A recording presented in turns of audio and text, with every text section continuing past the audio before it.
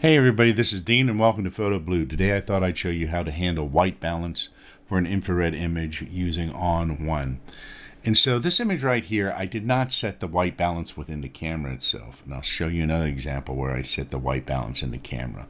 What basically happens is because you're using infrared and your sensor has been changed, the software in the camera and the editing software don't really know how to handle the white balance. So there are different ways to handle this in different editing programs, but this is the way you handle it in ON1.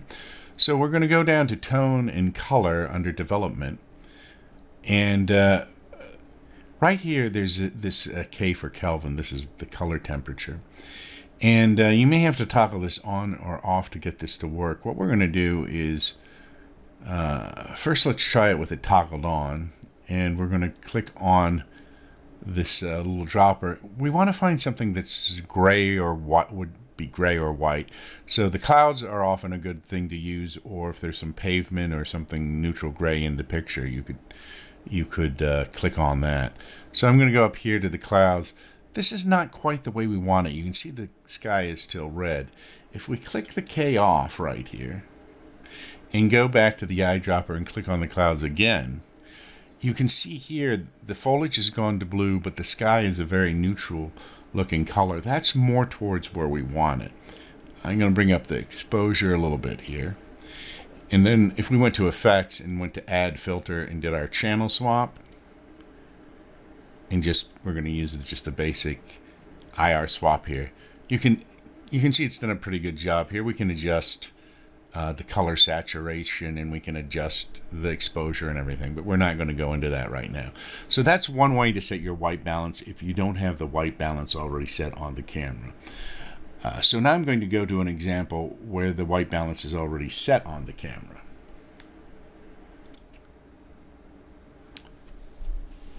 Alright, so here is another example here, and you'll see this roll, or this group of photographs, they were taken, and I had set the white balance in the camera, and the way I did that was I did custom white balance in the camera and either pointed it at a gray card or to the pavement or something gray to set the balance. It doesn't have to be exact, but this gives you a better idea of how the final image will look, because it gives you a consistent kind of initial image. The colors will be reversed when you finally process it. So you'll see that the sky is kind of gray tones, and then the foliage is white. So we're going to select this image right here and go into it, and you can see it turns to a reddish color. And that's because once you open it up on in the editor, it confuses it because of the white balance isn't what it expects. It's looking for a visible light white balance. So we're going to go down here to tone and color again, and we're going to go down here to color, and if we actually just click that K this time, we don't even need to use the eyedropper. It switches it back because we've already set the white balance within the camera, and just clicking on the K will turn it back. So by turning the K on and off and using the eyedropper, you'll be able to get the correct white balance whether you set it in the camera or not. And so I prefer to set it in the camera, like I said, because it gives me a more consistent thing to look at. I think this is more pleasant to look at than when it's like this, all red and everything. I think I get a better idea of what it's going to look like because I see the blue trees here.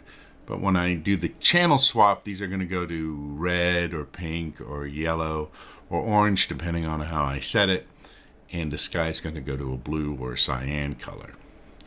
So that's how you deal with your white balance using ON1 for infrared photography. I'm Dean, and this has been Photo Blue, and I'll see you next time.